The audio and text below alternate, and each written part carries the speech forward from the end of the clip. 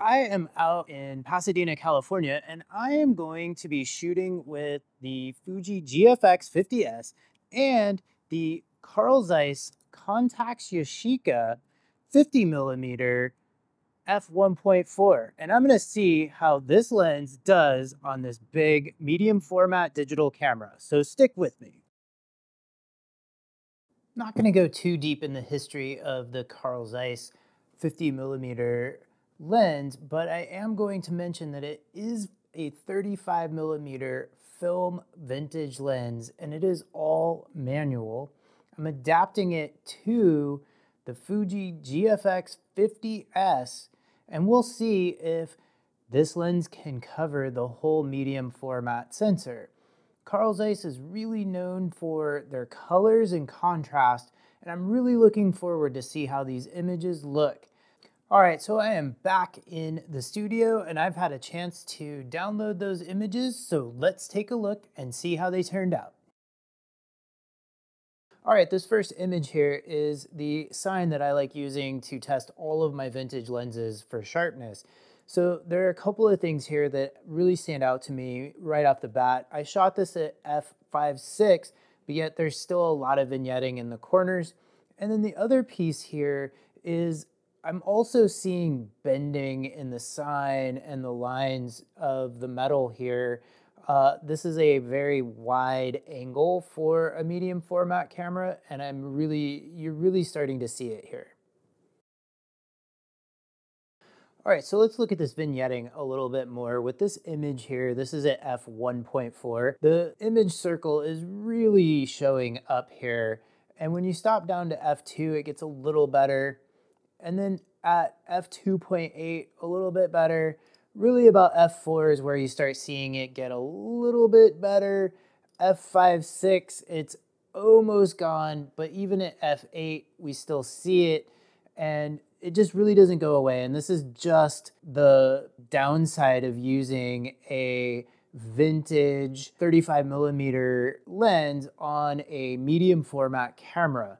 This means that all of these images, to really use them, you're gonna have to crop them. Real honestly, cropping every image is not ideal, but it is doable. This next image here really shows just how much detail this lens does produce. When you zoom in and crop, you can actually see this giant spider web that is a long way away. And this is a lot of detailed information to be working with, and this is right out of the camera without any sharpening or any kind of editing. I mentioned earlier that the Carl Zeiss lenses are really renowned for their contrast and colors. And in this image here, you can really start to see these beautiful greens and how the colors just really pop with this lens.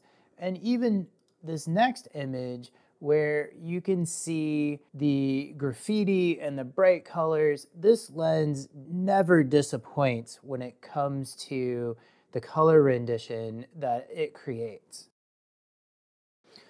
All right, as mentioned before, 50mm is really wide for a medium format camera. So how does the 50 handle portraits? Well, I was really close to the model and she was really kind of a little uncomfortable how close I had to get this headshot. And while the eye is sharp and there's good separation from the background, this is not a super flattering portrait. And real honestly, this is not a lens that I would pull out of my bag to shoot portraits with the Fuji GFX 50S. I really wanted to like the Carl Zeiss 50 f1.4 on the Fuji GFX system. But while the lens is sharp, it wasn't razor sharp. And I'm really a little disappointed that I would have to crop every image because it's so close at f5.6 and f8. But I guess that's what you expect using a 35mm lens on a medium format camera. And speaking of that, in the future, I will continue to use this lens on my full frame mirrorless cameras because I really like the colors it produces and on full frame, it is really tack sharp. But when I pull my Fuji GFX out of the bag, this lens will stay in my bag. What are your thoughts about this lens and camera, and what about the images? Let me hear about it in the comments below, and until next time, enjoy your photography journey.